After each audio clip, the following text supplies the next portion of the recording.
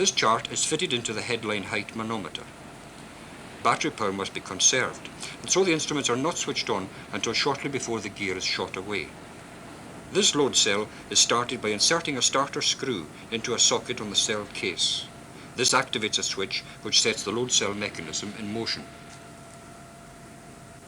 The bridge is now informed that all systems are go, and shooting the gear away can begin.